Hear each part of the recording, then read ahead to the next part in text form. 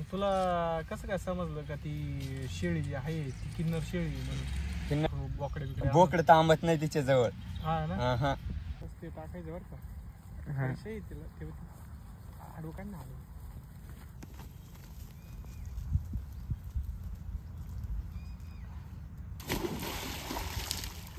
नमस्कार शेतकरी बांधवांनो, कृषी रत्न ॲग्रिकल्चर यूट्यूब चॅनलमध्ये आपले स्वागत आहे. मित्रांनो, आज आपण भीमा निंबाळकर यांच्याकडे आलोय आणि त्यांच्याकडे एक अशी वेगळ्या प्रकारची शेळी आहे. तिला आपण म्हणजे किन्नर शेळी पण म्हणू शकतो, अशी शेळी त्यांच्याकडे. आणि आपण भीमाला विचारू का त्या शेळीबद्दल काय काय, नेमकं कुठून आली, कशी आली, केवढ्याला घेतली का त्याच्या शेळीलाच झाली. भीमा भाऊ नमस्कार. नमस्कार. तुम्ही ती जी शेळी आहे किन्नर शेळी ती कुठून आणली? ती असंच शाळांमध्ये आले, असे मेंढरवाले आले, ते मेंढ्यावाले. मग ते सोडून गेले लहानपणापासून. मग माझे कसं राहिले डबल, ते मेंढरवाले आलते पण त्यांच्याकडे नाही गेले, माझ्याकडे राहून गेले. ती त्या शेळीचा काय फायदा आहे नक्की? तिच्या बसून असं लक लागून जायले बुवा, आपल्याला ही शेळी इच्छा बसूनच बुवा आपल्याला द्यायची नाही. तिच्यामुळे आता 70-80 शेळ्या झाल्या, मग द्यायचंच का बरं असं. किती गिराईक आले होते त्या शेळी? तरी 20 जण आलते. केवढ्याला मागितली होती? एक जणांना मागितलं होतं 50 ला मागून गेले आणि एक जणांना मागितलं 20 ला. आम्ही नाही म्हटलं, विकायचंच नाही आपल्याला.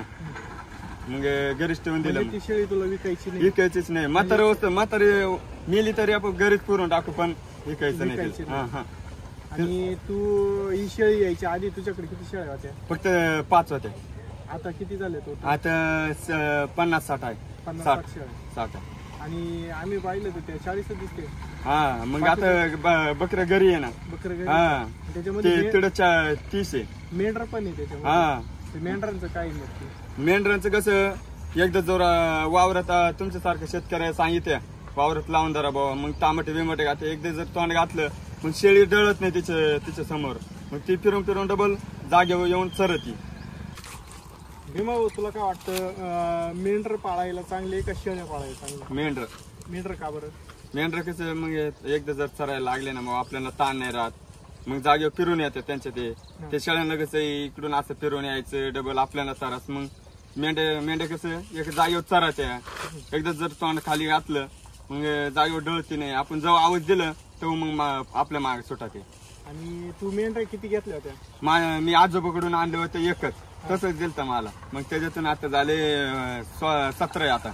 एक घरी 16-17 झाले. आणि विक्री कशी त्याची, विकायला कशी आहे? विकायला आपल्या बोकड्याची किंमतच आहे. बोकड्याची.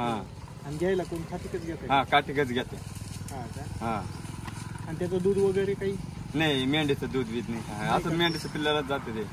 आणि शेळीचं कसं आहे? शेळीचं तुला का बरं वाटत का बाबा शेळीमध्ये उत्पन्न कमी, मेंढीमध्ये जास्त? ते शेळीचं कसं आहे, मग शेळी आजारी होत्या, मेंढ्यांचं काही नाही. मग थोडंफार सण होतं मेंढ्यांना.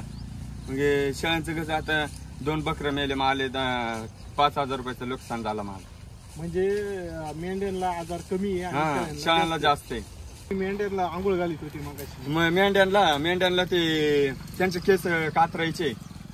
मग ते केस कातरायचे म्हणून त्या 1-2 भिजवले. आता पप्पा ते उद्या संध्याकाळी येतील, मग ते पुढे भिजून टाकायचे. त्याच्या केसांचं काय करते? असंच जोडीदार लागते उशा बनवायला, मग त्याला देऊ राहिलो. काय किलोवर कसं भाव? नाही तसंच देऊन टाकू राहिलो. हा, फुकाट. मग फुकाट मग तो म्हणून मला देऊन टाक. मग त्याच्याकडे मशीन आहे, मग त्या जोडीदार करून मशीन आणून राहिलो. तो म्हणून मला केसाला ते उशा बिशा बनवायला गादी. मग घेऊन जाय म्हटलो. मग एवढं मशीनला काढून दे म्हटलो. तुला काय वाटत, म्हणजे शेळ्यांना जास्त आजार येते? हा, शेळ्यांना आजार आहे. याला कमी येते? याला कमी आहे, मेंढ्यांना कमी आहे थोडं. पण मग मेंढ्यांना कोणते आजार येते? मेंढ्यांना काही जास्त सर्दी एक लागते, मग तेवढंच, जास्त काही नाही. सर्दी? हा, सर्दी. मग त्याच्यासाठी इलाज काय करतो तू? ते इकडे जातो मी पांढरलेला औषध घ्यायला. 2 लिटरचं ते बाटली वगैरे भेटत. मग ते 5 ml 10 ml पाजून टाकतो. शाळा शिकायची नाही वाटली तुला? शाळा शिकायचं वाटलं, पण आता वडील म्हटलं आता काहीतरी व्यवसाय कर, शाळा शिकून काय. मग आता म्हटलं चालेल, द्या तुमच्या मनावर. आता मग तू ये व्यवसाय. आतापर्यंत किती कमावली तरी? आता 2-1 लाख रुपये पर्यंत. 6 महिन्याला मी 10 बोकडे ऐकतो. 6 महिन्याला हा. राहत नाही. केवढ्याला बोकड जातो? तरी 9.5 52 दिलं होतं. 9.5. हा आणि मेंढरू कसं जातंय? मेंढरू तेच 52. तेच मेंढरू 52. जसं तयार असलं ना मग वजन असलं ना मग जात मोठं असलं तर 2 जाती होते ते दुसरं ते 15ला मागून गेले. तुला काय वाटतं एका मेंढराचं वजन सरासरी किती किलो पर्यंत जाते? तरी वजन आता 20 किलोच्या वरच भरल. 20 किलोच्या हा. वर. आणि बकराचं? बकऱ्याचं 15. 15. हा जसा मोठा असेल तसा. मग तुझ्याकडे कोणत्या प्रकारच्या म्हणजे कोणत्या गावरान मधले एक काही बिट्टल मधले मिक्सी. बिट्टल हा पण का? हा बिट्टल तर सगळ्यात महाग जाते ना. हा मग दोन्ही मिक्स आहे. आता एक बिट्टल मधला एक बोकडा आहे असं एवढं आहे. हा. तिला रोज 1 शेळीचं दूध राहतं तिला. हा का? हा 2 लिटर भेटी. डायरेक्ट हा म्हणजे तो तर लय लवकर तयार हा म्हणजे दुसऱ्या शेळीची आहे ती. हम्म. मग तिच्या आईला दूध नाहीये. मग दुसऱ्या शेळीचं पाज येतो 2 लिटर दूध देते ती. मग त्या बकऱ्याचं पाजून देतं. तिचं पिल्लं मेले. आणि तू शेळ्यांना खाद्य काय काय देतो? खाद्य काहीच नाही आपलं का असंच साधं सिंपल. चालेल. हा खाद्य फक्त काय? आजारी वगैरे झाले का मग औषध पाणी आणायचं मग दवाखाना बघायचं बस तेवढं. शेळी आजारी झाले का डॉक्टरचा सल्ला घेतो का तूच काही काय घरच्या घरीच औषध बिषध बनवून पाजून देत असं. तुला माहिती झालं सगळं? हा डॉक्टर किती वेळेस आणला होता तू? तरी ते लय वेळेस 10-20 वेळेस आणले होते. मग मग लय आजारी झाले. उलट सोय मारले अजून आजारी झाले. काही मेले काही तसंच राहिले. काही मानव आकडे काहींचे तसे. मग तूच डॉक्टर झाला स्वतः? मग काय औषध बिवषध बनवलं नाही थोडंफार पाजलं मग ते थोडं क्लिअर झालं मग ते. हा तुला बराचसा अनुभव आला. हा. आणि 10 वर्ष झाले असतील सरासरी तुला? हा जास्त. जास्त झाले का? हा. म्हणजे लहानपणापासून तू हेच करतोय? हा. मी किती 15 वर्षाचं होतं 16 वर्षाचं होतं तेव्हापासूनच चालू केलं. तेव्हापासूनच हा. चालू केलं. मग तुला कसं काय समजलं का ती शेळी जी आहे ती किन्नर शेळी म्हणून? किन्नर शेळी आता जशी ती शेळीवाणी ती मोठी झाली तेव्हापासून कळायला लागलं बा आपल्याला. मग ही किन्नर आहे म्हणून मग गेलं सांभाळलं लहानपणापासून. मग जशी ती मोठी झाली शेळ्यांना तरच नाही काही नाही मग घरीच ठेवून दिलं. मग तिला काय सड विड शेळीवाणीची सगळं शेळीवाणीच लगी वगैरे शेळीवाणीच माग.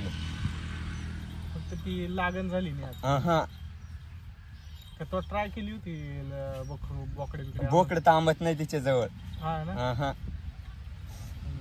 मग तुला काय वाटतं अजून त्या शेळीला अजून तुला वाटत नाही का असं बाबा ती शेळी जाणावा काही? हा मला गंज वाटत पण ती बोकडच थांबत नाही तिच्या जवळ घाबरून ती पळते बोकड. बकरांचं जाम काम करतात. हा ती शेळ्या उठल्या का मग ती शेळ्यांना त्रास देते तिला बांधून येतो घरी 2 दिवस.